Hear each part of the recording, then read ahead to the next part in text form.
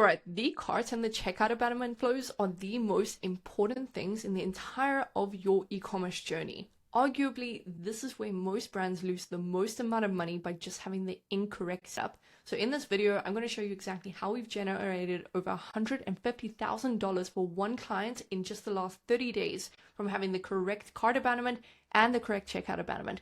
I'm going to be going over Groons' brand as well, showing you every email that they send in their cart abandonment, why it works and how you can do the same, as well as how to build the exact structure with the correct filters, the correct triggers, everything you need to generate hundreds of thousands of dollars. So let's jump into it. All right, so here you can see one of the backends, and just to show you exactly that we do know how to do this correctly, this is one of our client backends, and this is just in the span of 30 days. The abandoned carts generate $114,000 in the span of 30 days, and the checkout flow generated $42,000. So in abandonment revenue alone, in 30-day period, we were able to do $150K plus in abandoned revenue. So if they didn't have that, they pretty much would have been losing $150K per month. So the main differentiator here is understanding why we need a cart abandonment and a checkout abandonment, how to set them up. Keep in mind, I'm going to build it out with you, but I first want to go over a few distinguishments so you can understand the logic here. And first, I want to just show you the difference between the cart abandonment and the checkout abandonment. So if we go to Groons' website, this is the easiest way to show you. The cart abandonment, and keep in mind, I'm not going to keep it 101 the whole time. I am going to go into a lot more detail, but I want to show this for anyone that isn't too aware. Now, this is what the cart abandonment process looks like. You simply find a product you like, you add it, and you never click this final button. You're just kind of checking what the final price will be with the discount. Okay, cool, that's it, and then you leave, right?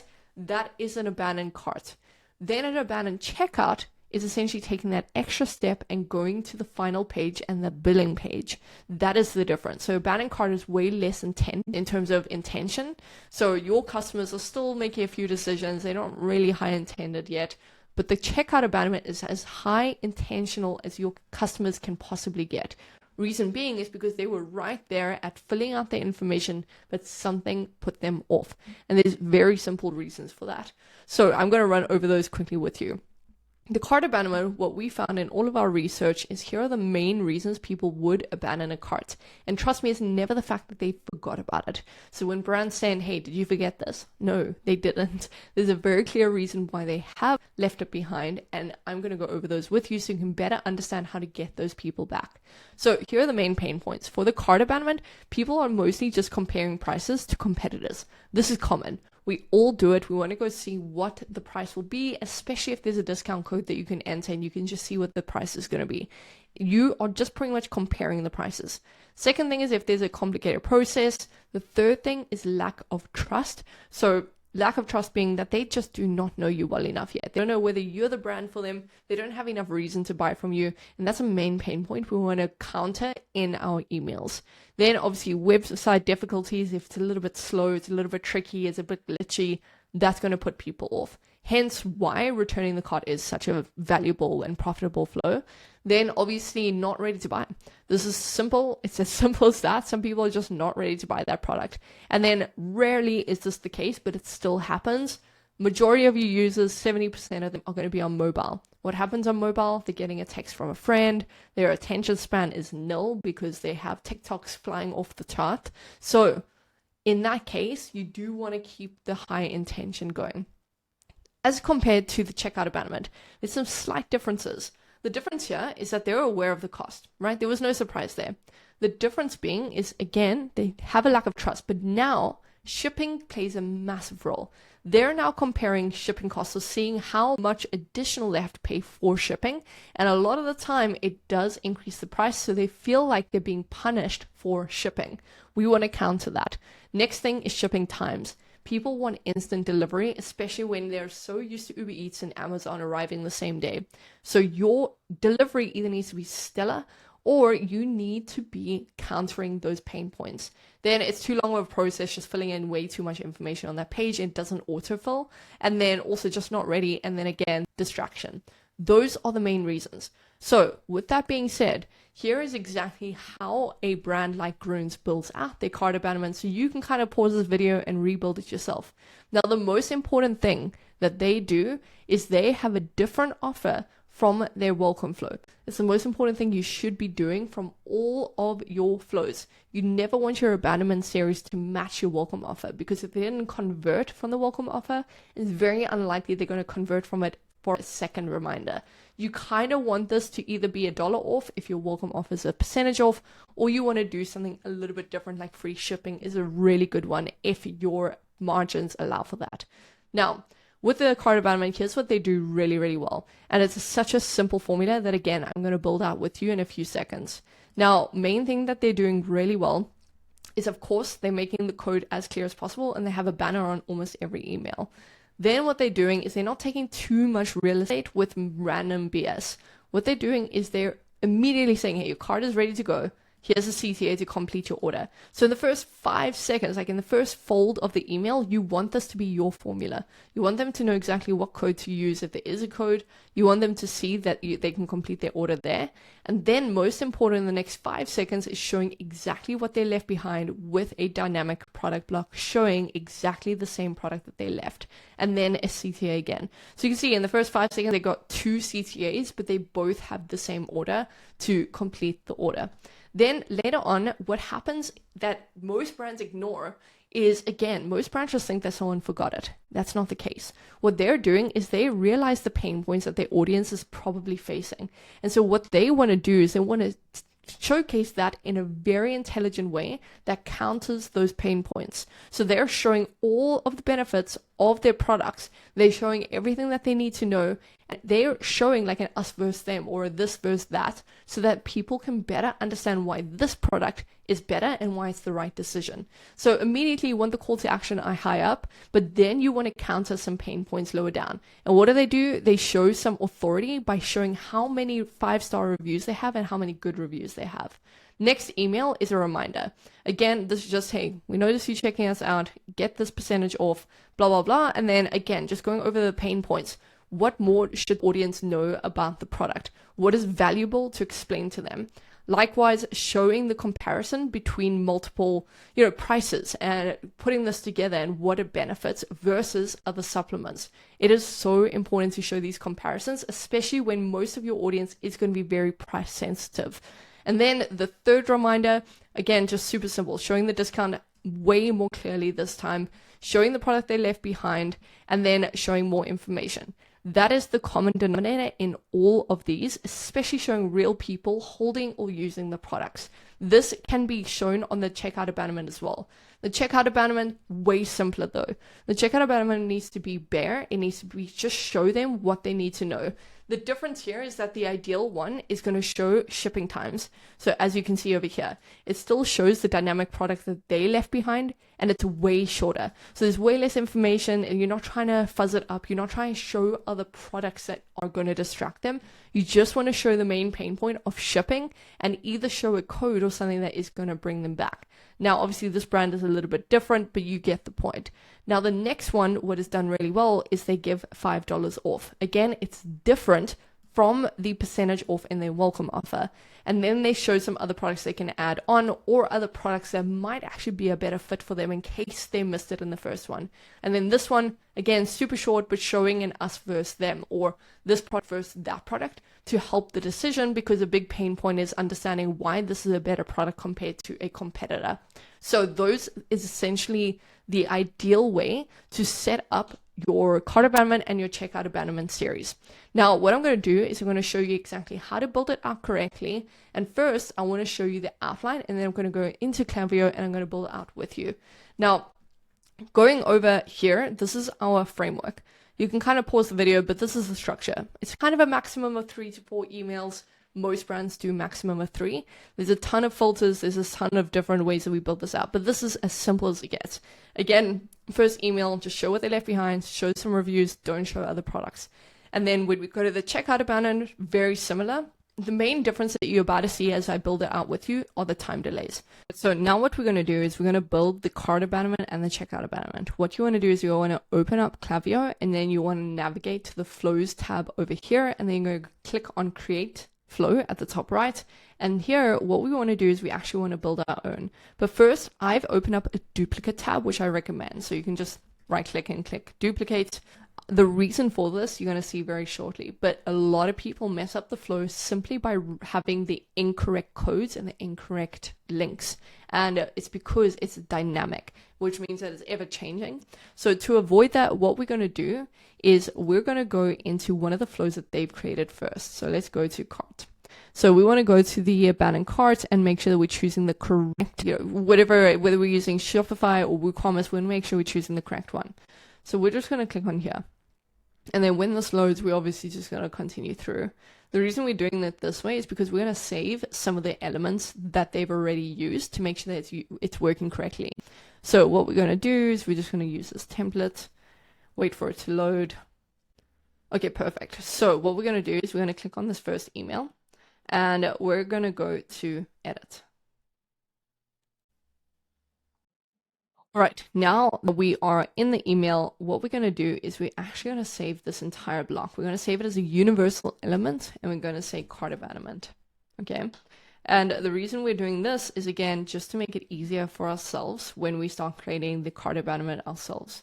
Then it might be worthwhile to go ahead here and see what link is being used. So if we go here, and we're going to just copy paste this link. So what we're going to do now is we're going to go back to where we were, and we're going to build our own flow. We're going to name it cart. So keep in mind, this is the cart abandonment, not the checkout abandonment. So let's just say cart flow test.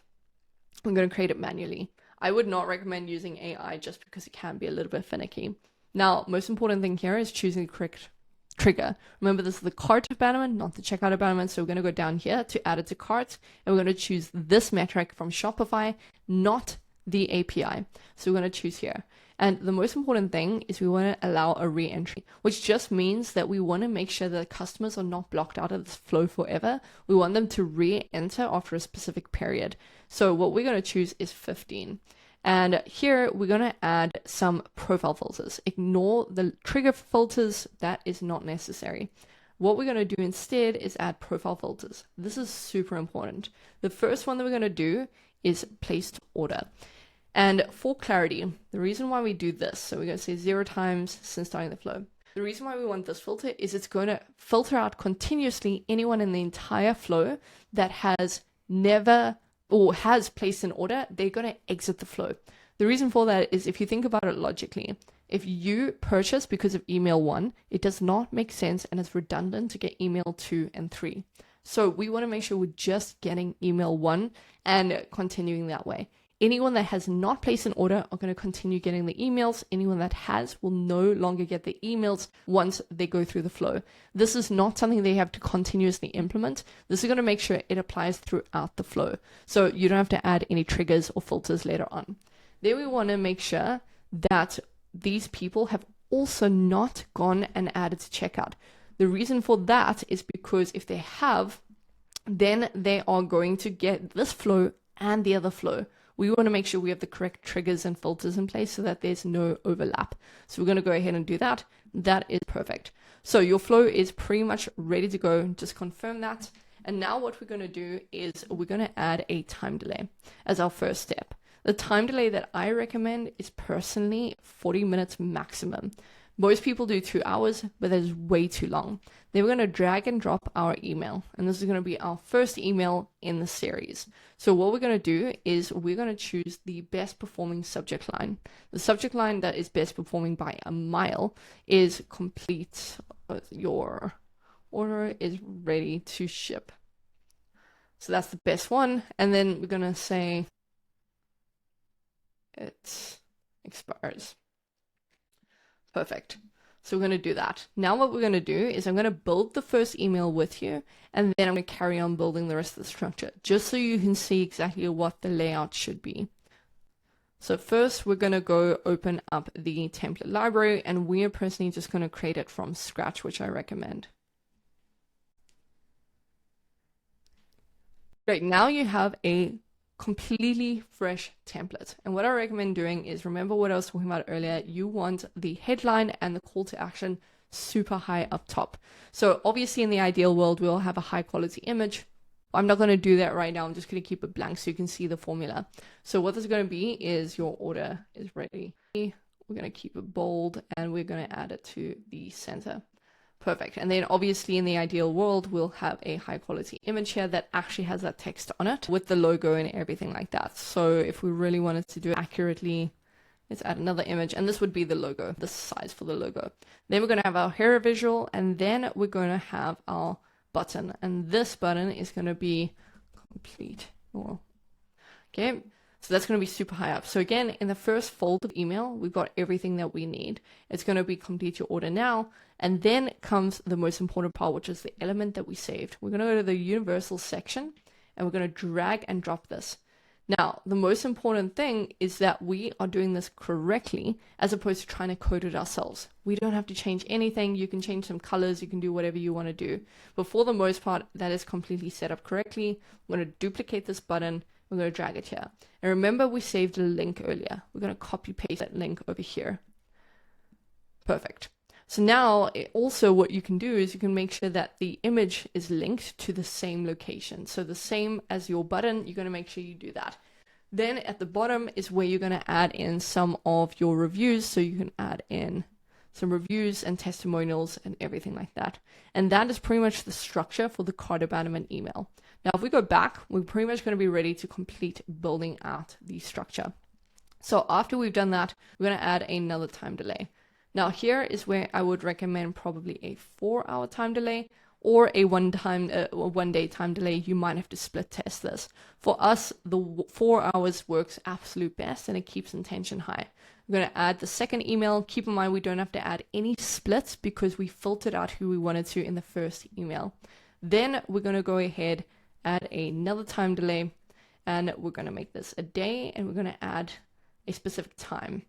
So we're going to change to US, and then we're going to make it go out at an off time, like 7:15 p.m. So that looks perfect. We're going to send that out. We're going to have this structure, etc., etc. And then obviously after that time delay, we want our final call email. Now, if you actually want to be as strategic as possible with the highest converting results, what you would do is you would actually add a conditional split. And what we like to do is we like to make sure that we're sending a different message to people that are placed an order at least once over all time. Okay. So anyone that's placed an order at least once over all time. And if it is the no path, then we want to add another conditional split. Or actually we can change this. So what we can do is we can make this is at least 2 over all time. Okay. And the reason why we do it this way is because we want to send different messaging and different codes to people that have specifically bought 2 times or more. We don't want to send them a higher code, and we don't want to send them anything that would lower our margins, because a lot of people figure out that a brand likes to send a checkout abandonment deal. And so they're going to keep doing that every single time they purchase because they know they're going to get 20% off or $20 off every single time they do it. And so what we want to do, because we know that we're allowing customers to re-enter here, is we're going to send different messaging. So instead, what we'll do is for the people that we'll just duplicate this entire, and instead in the second and the third email when we send our code, it's going to be a slightly lesser of a code or just free shipping or something for our repeat buyers. So we do want to make sure that that is the case. Now, that is just a little bit more complicated. I recommend you build the standard flow and then you start figuring out strategy around that. Now let's move on to the checkout abandonment, which I'll go through a little bit faster just because you've already seen the overall structure. So when it comes to the checkout abandonment flow, we kind of want to go ahead and do the same thing that we did earlier. So we're going to go back and we're going to go straight back to where we started. And this time we're going to choose the checkout abandonment.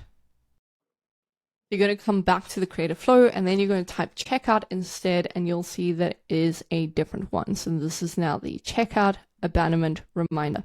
Click on this, make sure it's the checkout started. Perfect. Let's use this template. Great. Now we're going to repeat the process. We're going to save that universal element that I was talking about earlier. Perfect. Now that we're in the email, it is going to be a slightly different code. That's why we want to save it as a separate one. So checkout code, just save that. And then again, we want to make sure that we're choosing this link. You can see that it is different. Earlier it was a /cart and now it's a checkout URL. So now let's go back to where we were. We're going to click on create a flow. We're going to go to build your own. Let's check out flow. Okay, this is the checkout flow. We're going to go create it manually. And then I'm going to show you the different filters they're going to have for this one instead. Now, the trigger, again, make sure is actually checkout started. And we do want to allow re-entry after a 15-day period. And the profile filters are going to be slightly different here. So we're going to go and keep the place order one 0 times since starting the flow. Now we don't really need to add any other filters. But if you really want to, and you want to be safe to make sure that they're not getting repeat emails, which they shouldn't, is you can make sure that they have not received email at least once since starting the flow. And then you can add and choose the specific cart abandonment email that you've set up. So make sure that you choose the cart abandonment email. That way they will never get repeat emails. They won't get the cart abandonment and the checkout, which is the most important thing from this. So we're just going to save as is. We're going to delete that for now. And then perfect. We're going to leave it as is and then save and confirm. Great. Perfect setup. And now the difference is going to be the time delay. The time delay we want to be shorter. Previously we made it 30 minutes or 40 minutes. Now we want to keep it to 25 minutes or 30. That is kind of the sweet spot that we found. And everything is pretty much going to be mimicked, except obviously what you're mentioning in the emails is going to be slightly different to suit the pain points of the checkout abandonment that we went over earlier. So we're just going to do the exact same thing. Time delay. Keep it an hour a day. And like this. Now, keep in mind, again, our preference is doing like a 2-hour time delay. This is a higher intended flow. So of course, their intentions are way higher. They're right there. And so we want to capture them while they're in that frame mind of speaking. So we're going to make it 25-minute delay, which is way faster and way more aggressive. Then we're only going to delay for 2 hours until the second email. Again, we just want to catch them while they're in that thinking. We don't want it to be too complicated. So that's exactly what we're doing over here.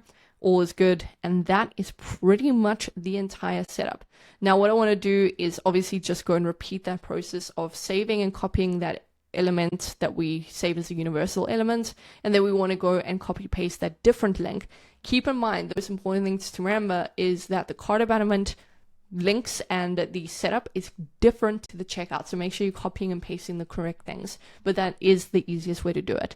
Now you pretty much have the exact breakdown of how to build out a high converting cart abandonment and a high converting checkout abandonment. It's super easy, just 3 emails, you know the structure. So with that being said, hopefully this helped you. But if you're looking for an agency to come in and do this for you and make sure it is high converting to where you can get $150,000 extra every single month, then go down below this video and book in a call. But I'll see you in the next one.